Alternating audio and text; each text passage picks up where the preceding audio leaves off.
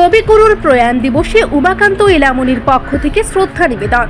আজ 22শে শ্রাবণ, বিশ্বকবি রবীন্দ্রনাথ ঠাকুরের 84তম প্রয়াণ দিবস।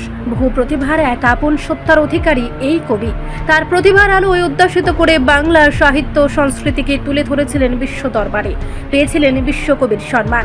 তিনি বাঙালির সর্বশ্রেষ্ঠ কবি। আজ ওনার প্রয়াণ বার্ষিকীতে উমাকান্ত এলামনি উমাকান্ত একাডেমির সামনে কবিগুরুর মর্মর মূর্তিতে পুষ্পার্ঘ দিয়ে শ্রদ্ধা নিবেদন করেন।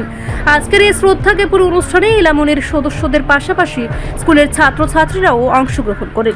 শ্রাবণ, আমরা জানি কবিগুরু রবীন্দ্রনাথ ঠাকুরের প্রয়াণ তিথি 1941 সালে এই দিনেই তিনি প্রয়াত হয়েছিলেন। ইংরেজি তারিখটা অনেক সময় 7, 8, 6 আগস্ট এরকম থাকে। আমরা প্রতি বছর 22শে শ্রাবণ আমরা এখানে কবিগুরুর যে মূর্তি আমরা স্থাপনা করেছি উমাকান্ত একাডেমি অ্যালামনি থেকে, এই মূর্তির পাদদেশে প্রতি বছর আমরা পুষ্প নিবেদন করি। এবছরও করলাম।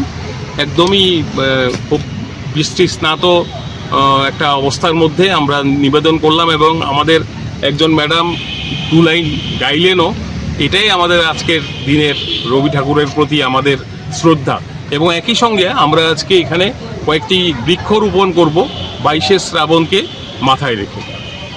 আমাদের এই যে আন্তরিক উদ্যোগ, এই উদ্যোগে আমাদের অ্যালামনির সঙ্গে আমাদের উমাকান্ত একাডেমি ইংরেজি medium, Umakanta academy Bangla medium দুটি স্কুলেরই ছাত্রছাত্রীরা এবং শিক্ষক শিক্ষিকারা আমাদের সঙ্গে উপস্থিত ছিলেন এবং তারাও সম্পূর্ণ উৎসাহ নিয়ে এই পুষ্প নিবেদনে তারা উপস্থিত ছিলেন। রিপোর্ট সংবাদ প্রতীক্ষা।